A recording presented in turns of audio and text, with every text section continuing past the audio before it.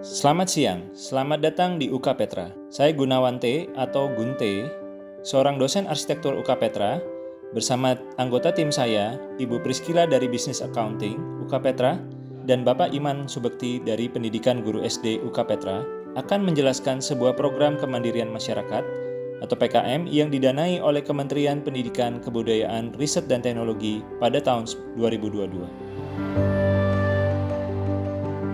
Program kami berjudul Pengembangan Kreativitas Alat Bantu Studi Matematika, Akuntansi dan Arsitektur untuk Sekolah Disabilitas Netra YPAB dan Taman Bacaan di Surabaya.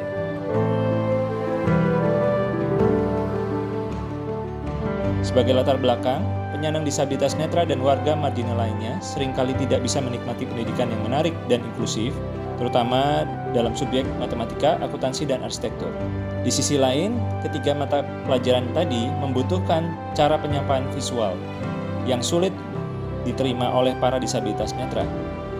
Prodi Arsitektur UKP telah mengeksplorasi berbagai metode pembelajaran, diantaranya adalah dengan taktil, sentuhan, dan audio selama 10 tahun terakhir.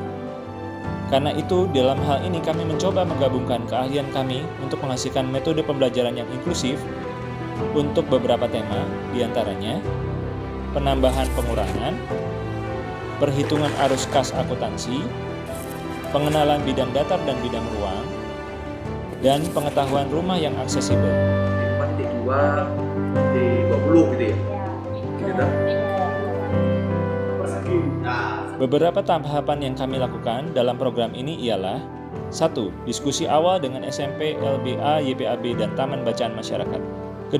Pengetikan materi matematika, akuntansi, dan arsitektur. 3. Kuliah Bapak Tutus, Bapak Eka, dan Bapak Atung tentang kebutuhan disabilitas netra. 4. Fokus group discussion tentang uji coba awal peta timbul dan alat bantu lainnya. 5. Pembuatan gambar vektor dan pemotongan dengan laser cutter. 6. Perakitan alat bantu dan pembuatan tulisan Braille. 7. Pembahasan desain final di Universitas Kristen Petra dengan Bapak Eka dan Ibu Saras. 8. Uji coba alat bantu bangun ruang di Lab PGSD UKP. 9. Fokus group discussion uji coba final di SMP LBA YPAB bersama para guru. 10. Kegiatan belajar kreatif bersama di SMP LBA YPAB. 11. Kegiatan belajar kreatif bersama di TBM Putrajaya. 12. Serah terima alat bantu, dan 13. Pelaporan.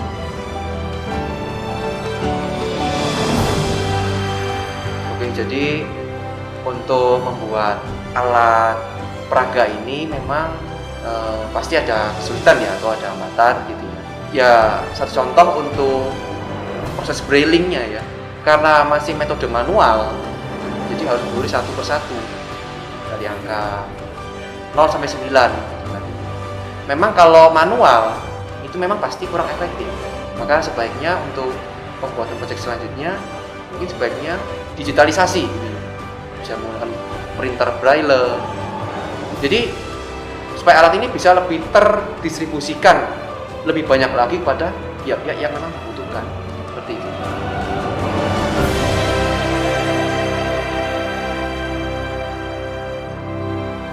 Sebagai luaran, kami menghasilkan dan menyumbangkan materi timbul matematika dan akuntansi, alat bangun datar, alat bangun ruang, alat bantu papan grafik, alat bantu papan geometri, alat pembukuan untuk akuntansi, miniatur rumah aksesibel bagi penyandang disabilitas, dan miniatur rumah adat Indonesia.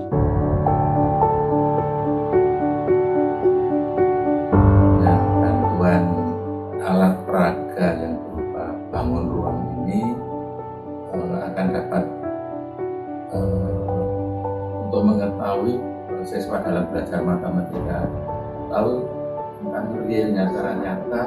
Nah, untuk pembahasan tentang dimensi 3 atau bangun ruang itu harus ada benda real atau konkretnya. Jadi karena selama ini kalau kita mengacu pada pembelajaran yang bukan tunanetra itu biasanya kan meskipun bangun ruang tetap digambar dalam 2 dimensi. Nah, tidak mungkin tunanetra untuk dimensi 3 itu dibuat dalam 2 dimensi karena akan memberikan konsep yang menyesatkan atau keliru.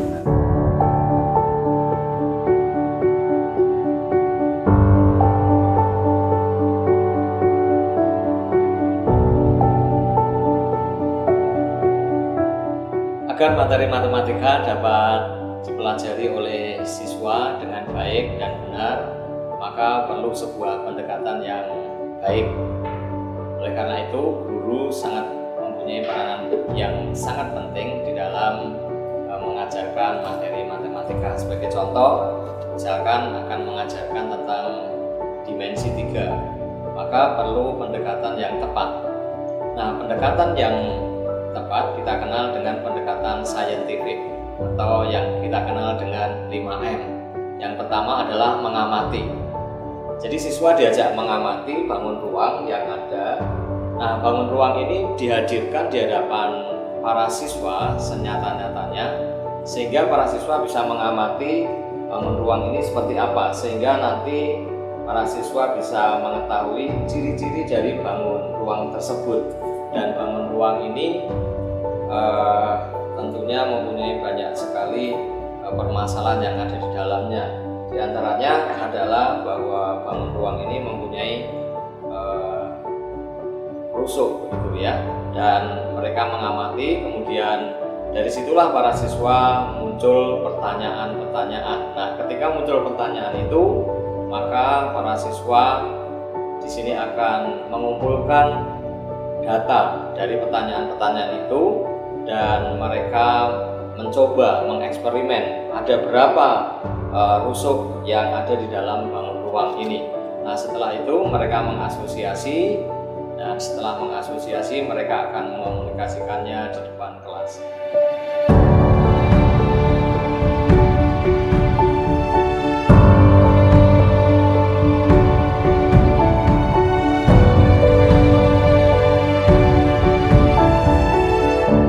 Terakhir, kami mengucapkan terima kasih kepada Kementerian Pendidikan, Kebudayaan, Riset dan Teknologi, segenap pimpinan UK Petra, Lembaga Penelitian dan Pengabdian kepada Masyarakat LPPM UKP, Perpustakaan UKP, Fakultas Teknik Sipil dan Perencanaan UKP, School of Business and Management UKP, Fakultas Keguruan dan Ilmu Pendidikan UKP, Sekolah Luar Biasa YPAB, Dinas Perpustakaan dan Kearsipan Pemerintahan Kota Surabaya, dan berbagai pihak yang tidak kami sebutkan satu persatu. Terima kasih. Semoga Abdi Mas ini bisa berdampak pada masyarakat Kota Surabaya.